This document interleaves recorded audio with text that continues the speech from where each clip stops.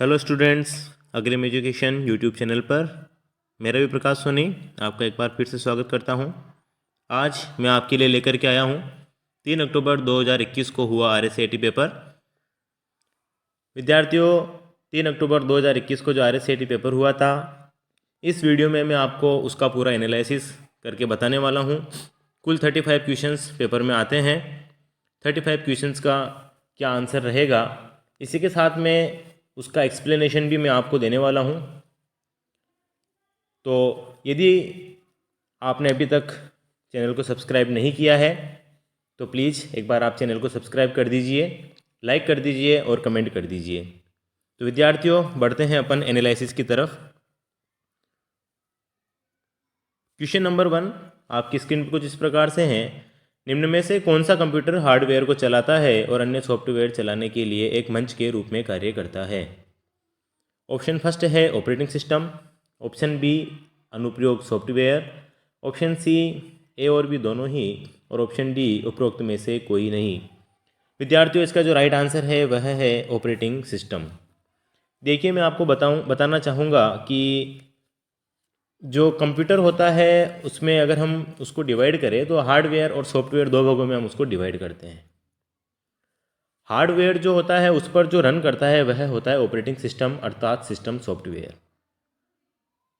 System software पर run होता है एप्लीकेशन सॉफ्टवेयर, और एप्लीकेशन सॉफ्टवेयर को रन जो करवाते हैं, जो उनका यूज करते हैं, वो होते हैं यूजर अर्थात आप और हम।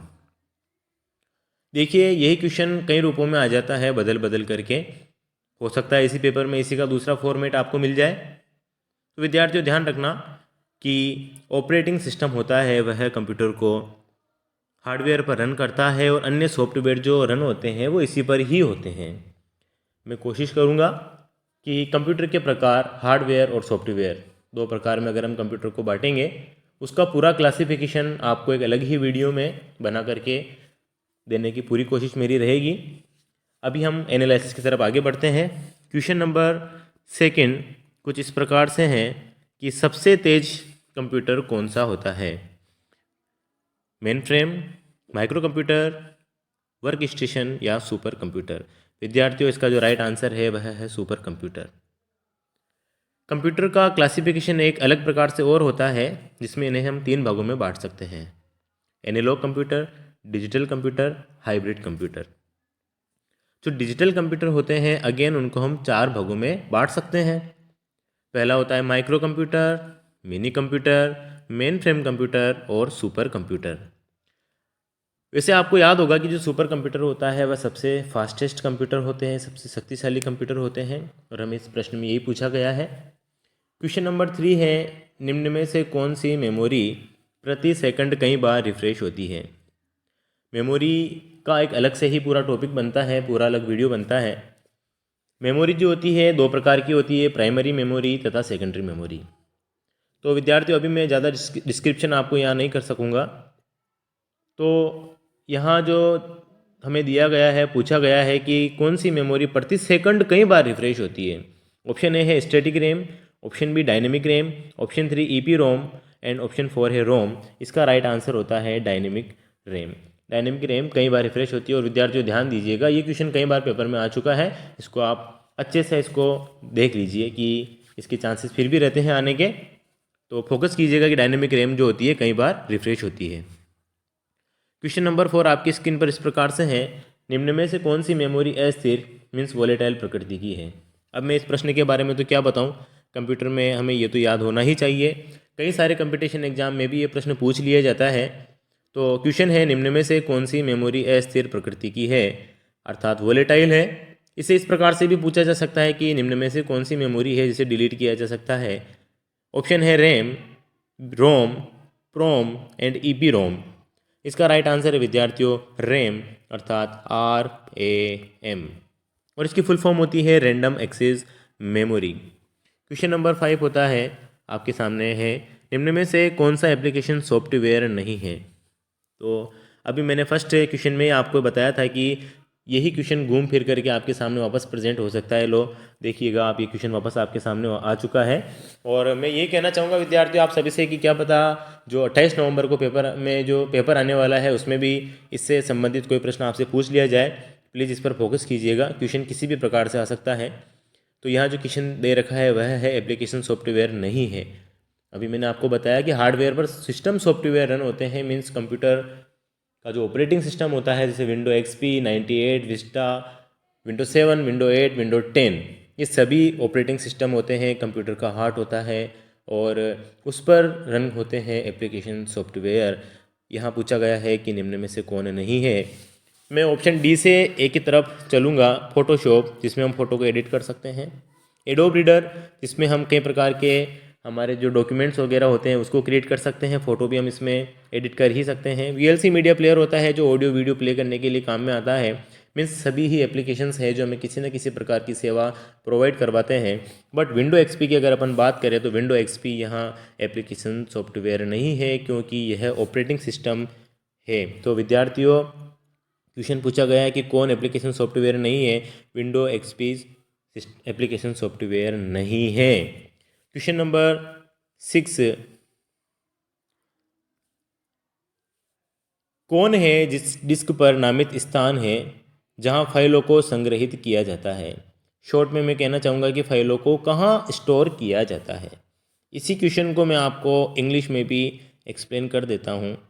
ए blank is the named location on the disk where files are stored। Files कहाँ स्टोर की जाती है। Folder, POD, version and file group. वापस अपन हिंदी वर्जन की तरफ चलते हैं, देखिएगा। तो फाइल जो स्टोर की जाती है विद्यार्थियों वो की जाती है फोल्डर में, ना कि पोड या संस्करण या फाइल समूह में। इनमें फाइल स्टोर नहीं होती है, फाइल को स्टोर किया जाता है फोल्डर में। आप भी अपने डॉक्यूमेंट्स को, आपके 8th 10th 12th बीए आदि की मार्कशीट वगैरह को फोल्डर में ही स्टोर करते हैं जनरली अपने डेली लाइफ में। क्वेश्चन नंबर 7 की तरफ चलते हैं। वेब ब्राउज़र से आप क्या समझते हैं। ऑप्शन ए सिस्टम सॉफ्टवेयर, मतलब ये सिस्टम सॉफ्टवेयर है। ऑप्शन बी एप्लीकेशन सॉफ्टवेयर है। ऑप्शन सी ये दोनों ही है, या ऑप्शन डी उपरोक्त में से कोई नहीं है। वेब ब्राउज़र भी हमें एक प्रकार की सेवा प्रदान करता है, इसीलिए हम इसे भी एप्लीकेशन सॉफ्टवेयर ही कहेंगे। ये भी एक प्रकार का एप्लीकेशन सॉफ्टवेयर ही होता है। यहाँ एक क्वेश्चन और बनता है विद्यार्थियों, मैं आपको बताना चाहूँगा कि वेब ब्राउज़र के ऊपर भी क्वेश्चन बना हुआ है कि वेब ब्राउज़र होते क्या हैं।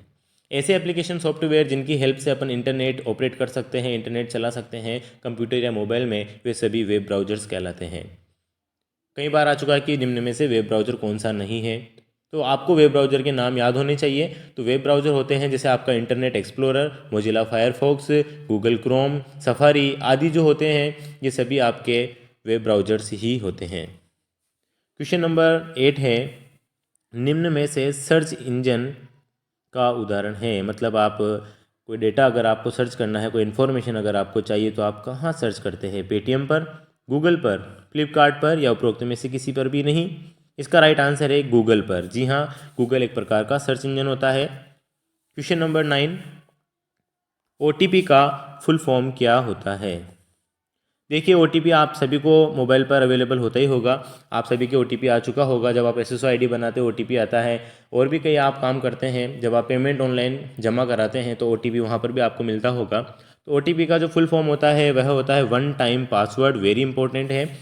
और आज के डिजिटल ज़माने में ओटीपी का तो बहुत ही बड़ा महत्व है विद्यार्थियों, आपको इसका महत्व पता भी होना चाहिए। क्वेश्चन नंबर 10 है, निम्न में से कौन सा मोबाइल वॉलेट का उदाहरण नहीं है। वॉलेट होता है बटुआ, और बटुए में रखा जाता है पैसा। डिजिटल ज़माना होने की वजह से आजकल हमें वॉलेट रखने की कोई आवश्यकता नहीं है, क्योंकि जो हमारे हाथ में आज स्मार्टफोन्स आए हैं इन्होंने हमारी लाइफ को स्मार्ट बना दिया है। इस मोबाइल में ऐसे कई एप्लीकेशन सॉफ्टवेयर आते हैं जिनके माध्यम से हम अपने बैंक को डायरेक्ट कनेक्ट कर सकते हैं, अपने अकाउंट को, तथा जो भी लेन देन करनी होती है हम उस ऐप के जरिए कर सकते हैं, और ऐसे ऐप कहलाते हैं मोबाइल वॉलेट। पूछा गया है कि कौन मोबाइल वॉलेट नहीं है, अर्थात किसको हम मोबाइल में एज ए एप्लीकेशन सॉफ्टवेयर नहीं रख सकते हैं। एसबीआई बड़ी, भीम, पेटीएम या क्रेडिट कार्ड। देखिए ये जो तीन ऑप्शन हैं ये तीनों ही हमारे मोबाइल वॉलेट हैं, पूछा गया है कौन नहीं है, मीन्स क्रेडिट कार्ड नहीं है, क्योंकि क्रेडिट कार्ड को हम मोबाइल में नहीं रख सकते हैं। वो क्रेडिट कार्ड आपका मोबाइल वॉलेट का उदाहरण नहीं है। क्वेश्चन नंबर जो 11 है विद्यार्थियों, वह है इनमें से कौन सा एक ई कॉमर्स वेबसाइट का उदाहरण है। ऑप्शन है ट्विटर, फेसबुक, फ्लिपकार्ट या टाइम्स ऑफ इंडिया। इसका राइट आंसर है फ्लिपकार्ट। फ्लिपकार्ट से आप ई कॉमर्स अर्थात ऑनलाइन लेन देन या व्यापार कर सकते हैं। थोड़ा सा ई कॉमर्स की तरफ चलते हैं। इलेक्ट्रॉनिक कॉमर्स, कॉमर्स का मतलब होता है वाणिज्य, व्यापार। एक ज़माना हुआ करता था जब व्यापार, मार्केट और दुकानों के कारण हम यूँ कह सकते हैं कि उनके जरिए हमारा लेन देन हुआ करता था। आज भी हो रहा है, लेकिन आज ज़माना थोड़ा डिजिटल हुआ है और अगर हमें कोई चीज़ खरीदनी है, बेचनी है, तो हम घर बैठे भी उन चीज़ों को परचेजिंग और बाइंग और सेलिंग कर सकते हैं। उस सेवा को कहते हैं ई कॉमर्स। ऐसे कौन से एप्लीकेशंस हैं जिन्होंने हमें ये सेवाएं प्रदान की है। ट्विटर, फेसबुक जो होता है आपका सोशल साइट्स के अंतर्गत आ जाते हैं।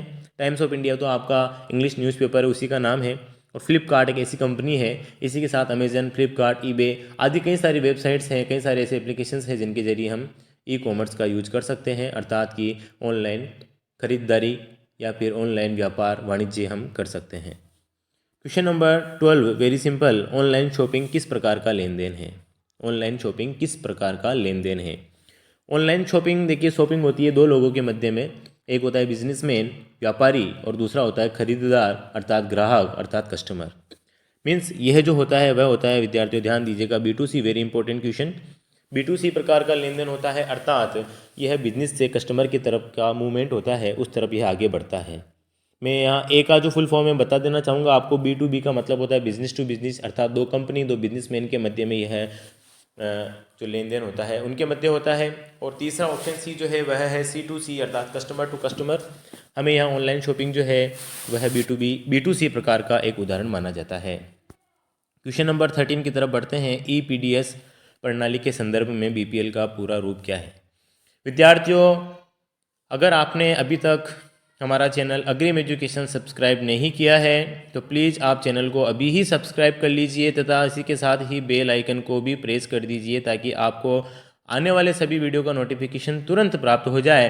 तथा विद्यार्थियों, मैंने आई लर्न 1 से लेकर के 15 तक के 15 वीडियो इसी चैनल पर अपलोड किए हुए हैं और उसी में से ये क्वेश्चन आया हुआ है, BPL का पूरा रूप क्या है। आई लर्न में से, पेपर में से क्वेश्चन आने के बहुत ज़्यादा चांस बैठते हैं और ये वीडियो बहुत रेयर आपको मिलेंगे, कहीं देखने को नहीं मिलेंगे।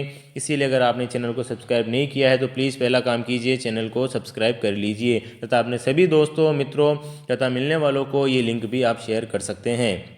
उसमें मैंने इन सभी प्रकार के प्रश्नों को डिस्कस किया हुआ है, आप चाहो तो उनको अभी जा करके देख सकते हो। EPDS प्रणाली के संदर्भ में BPL का पूरा रूप क्या है। देखिए, BPL का जो फुल फॉर्म होता है वह होता है बिलो पॉवर्टी लाइन। हिंदी में अगर अपन बात करें तो गरीबी रेखा से नीचे। क्वेश्चन नंबर 14 को डिस्कस करना है। आधार कार्ड में कितने अंक शामिल होते हैं। आधार कार्ड की जो संख्या होती है उसमें आपके कितने अंक शामिल होते हैं। ध्यान दीजिएगा विद्यार्थियों, यहाँ पर आप उसमें 12 अंक शामिल होते हैं, ये सभी को पता होता है वैसे तो। क्वेश्चन नंबर 15 है। भामाशाह कार्ड किस राज्य की प्रमुख पहल है। किस राज्य ने भामाशाह कार्ड सबसे पहले बनाया था।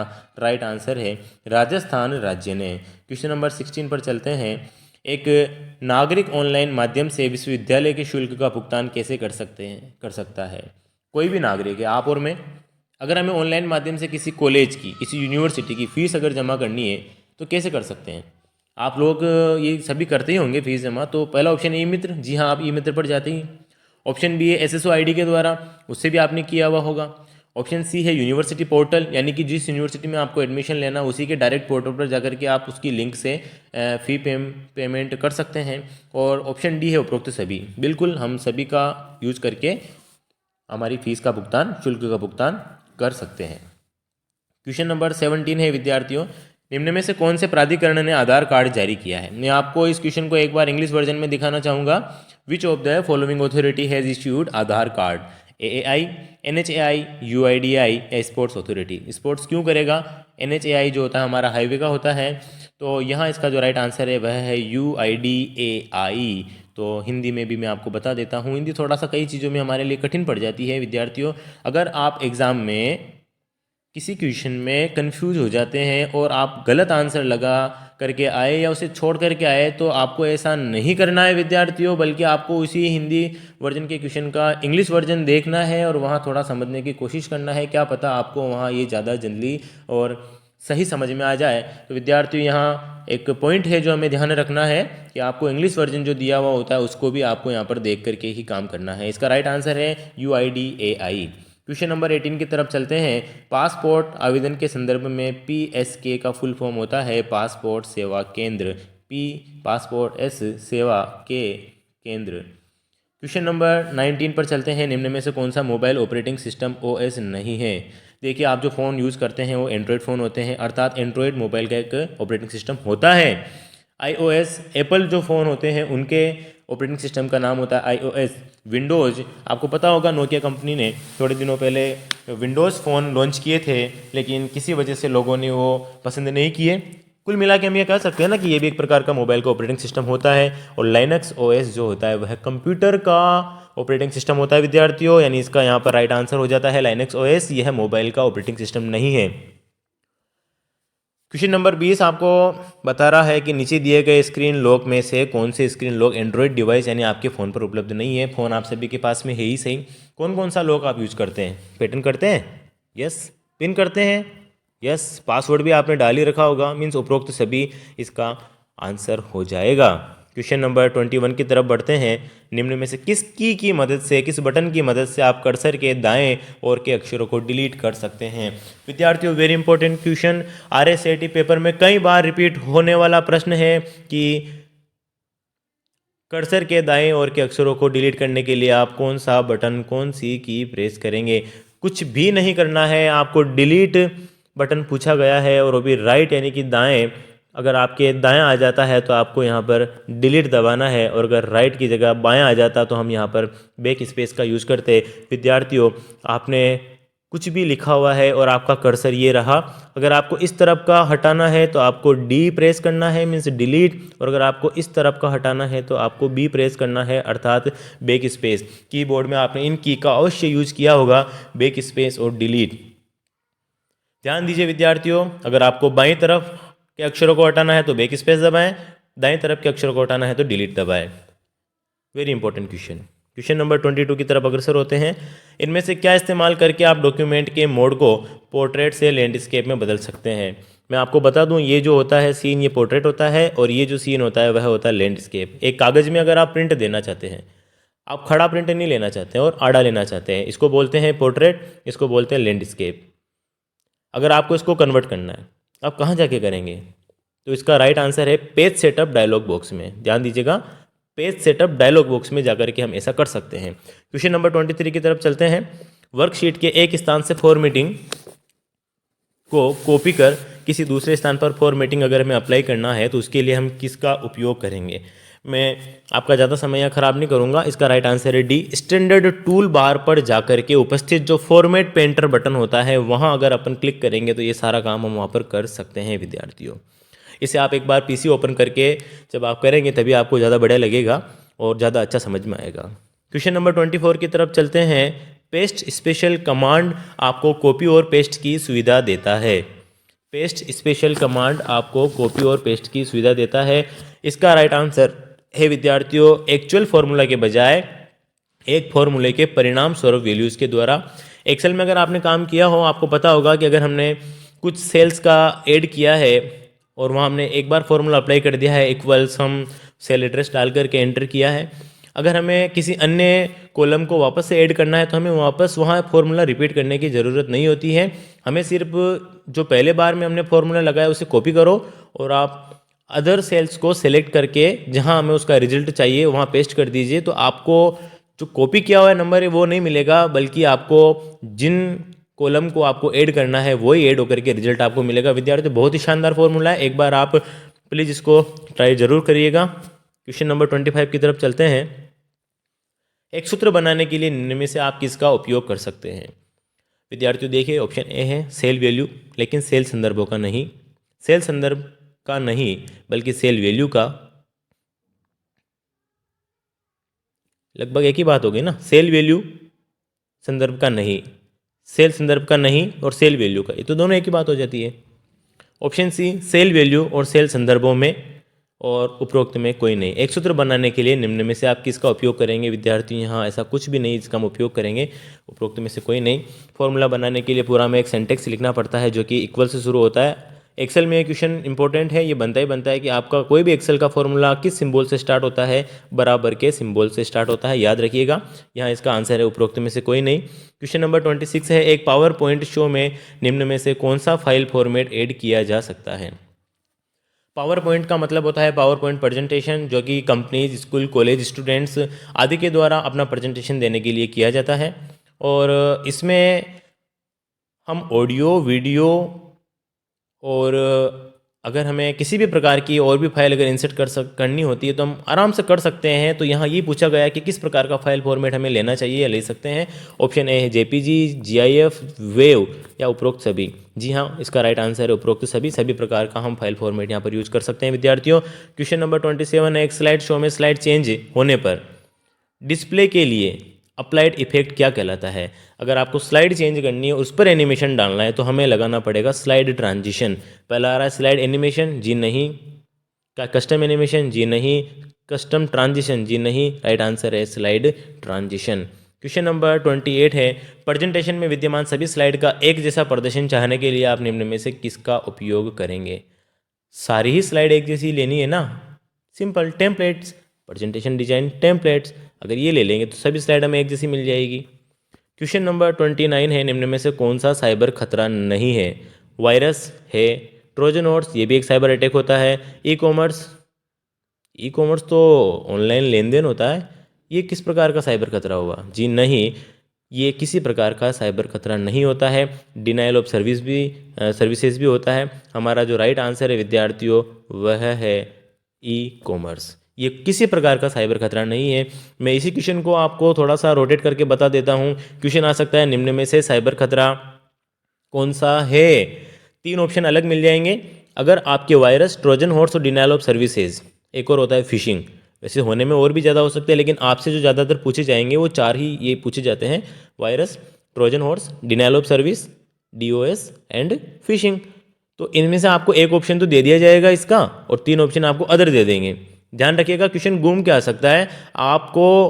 मैं ये नहीं कह रहा हूँ कि ये पेपर में से जो क्वेश्चन आ रहे हैं वो वापस आएंगे विद्यार्थियों। आपको इसको एनालिसिस कर रहे हैं हम इस पेपर का, तो एनालिसिस का मतलब यही होता है कि आपको क्वेश्चन घुमा फिरा के पूछेंगे, तो आपको ध्यान रखना है कि वहाँ किसी भी प्रकार से इस प्रश्न को पूछा जा सकता है। इसी क्वेश्चन में हमें आंसर बनाने की कोशिश करनी है। तो इसका राइट आंसर है अभी ई कॉमर्स साइबर खतरा नहीं है, और ये तीनों साइबर खतरे हैं। क्वेश्चन नंबर 30 है विद्यार्थियों, निम्न में से कौन सी सुविधा आपके कंप्यूटर की स्थिति, system file, installed application, Windows, registry और सिस्टम सेटिंग्स सहित को पिछली बार के समय में वापस करने के लिए प्रयोग की जाती है? सिंपल बोलूँ मैं, आपका जो फ़ोन है या आपका पीसी है, जब आप लेकर के आए थे और आज जो कुछ समय हो चुका है उसको यूज़ करते हुए, तो हमने कई सारी फाइल्स उसमें इंस्टॉल कर ली होगी, कई प्रकार के डेस्कटॉप वॉलपेपर हमने उस पर चेंज कर लिए होंगे। अब हम चाहते हैं कि ये वैसा ही हो जाए जैसा हम लेकर के आए थे। तो सिंपल है, क्या करें इसके लिए हम? बताइए, आप बताइए क्या करेंगे?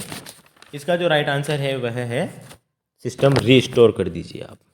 आपका पूरा सिस्टम जो उसको रीस्टोर कर दीजिए, यानी कि वापस वैसा ही स्टोर इसमें आ जाएगा जैसा कि ये लाने के वक्त था, नए जब हम लेकर के आए थे वैसा वापस हमें प्राप्त हो जाएगा। क्वेश्चन नंबर 31 की तरफ चलते हैं। ईमेल में बीसीसी विकल्प क्या होता है? बीसीसी की फुल फॉर्म होती है ब्लाइंड कार्बन कॉपी।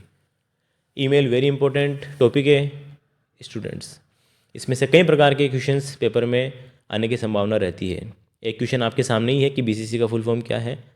देखिए, बीसीसी क्या होता है, जब किसी कंपनी या किसी एक व्यक्ति के द्वारा एक से अधिक लोगों को ईमेल किया जाता है, और जब उनका ईमेल एड्रेस डाला जाता है, अगर उसको सिंपल आप टू में डाल देंगे तो वो ईमेल एड्रेस सभी को शो हो जाता है, मीन्स एक दूसरे को शो हो जाता है। यदि आप चाहते हैं कि सभी लोगों का ईमेल एड्रेस हाइड रहे, ब्लाइंड रहे, तो आपको ये सारा ही टाइप करना होता है बीसीसी में जाकर के। अगर आप बीसीसी में जाकर के सभी लोगों का ईमेल एड्रेस टाइप कर देते हैं तो आप ये देखेंगे कि ईमेल भी सबको प्राप्त हो जाएगा, और कोई भी व्यक्ति किसी अन्य व्यक्ति का ईमेल एड्रेस नहीं देख पाएगा, उसकी अन्य सूचनाएं नहीं देख पाएगा। इस प्रकार हम व्यक्तिगत जानकारी को बांटने से बच सकते हैं ब्लाइंड कार्बन कॉपी का यूज करके। क्वेश्चन नंबर 32, वीजीए केबल जो होती है उसमें कितने पिन होते हैं, इसका राइट आंसर है 15 पिन होती है। डायरेक्ट याद करने लायक प्रश्न, कोई लॉजिक नहीं। निम्न में से कौन कंप्यूटर से हार्ड कॉपी प्रदान करता है? वेरी सिंपल, प्रिंटर आपको हार्ड कॉपी देने का कार्य करता है। क्वेश्चन नंबर 34 है, नेटवर्क के प्रकार है local area network, metropolitan area network, wide area network. जी हाँ, सभी के सभी ही नेटवर्क के प्रकार होते हैं। और लास्ट है हमारा क्वेश्चन नंबर 35, पीडीएफ का पूरा नाम क्या होता है? इसको मैं इंग्लिश वर्जन में आपको दिखाना चाहूँगा। पीडीएफ का फुल फॉर्म होता है portable document format, PDF, portable document format. ऐसा फॉर्मेट जिसको हम एक स्थान से दूसरे स्थान पर आसानी से बिना किसी परेशानी के कहीं भी ट्रांसफ़र कर सके डेटा को, वह फॉर्मेट कहलाता है पीडीएफ, अर्थात पोर्टेबल डॉक्यूमेंट फॉर्मेट। ठीक है विद्यार्थियों, तो ये हमने आज किया है 35 क्वेश्चंस 3 अक्टूबर 2021 का जो आरएसआईटी पेपर आया था उसका एनालिसिस विद एक्सप्लेनेशन हिंदी में। आशा करता हूँ आप सभी को वीडियो पसंद आया होगा। प्लीज़ लाइक कमेंट करना मत भूलना, और अपने सभी मित्रों जिनका अभी पेपर आने वाला है उन तक इस लिंक को आप जल्दी से जल्द पहुंचा दीजिएगा। कमेंट बॉक्स में जाकर के मुझे कमेंट कीजिए, बताइए कि किस प्रकार का वीडियो, किस टॉपिक पर आप अगला वीडियो हमसे चाहते हैं। मैं पूरी कोशिश करूँगा आप तक उस वीडियो को जल्दी से जल्दी पहुँचाने के लिए। जय हिंद, जय भारत, थैंक यू।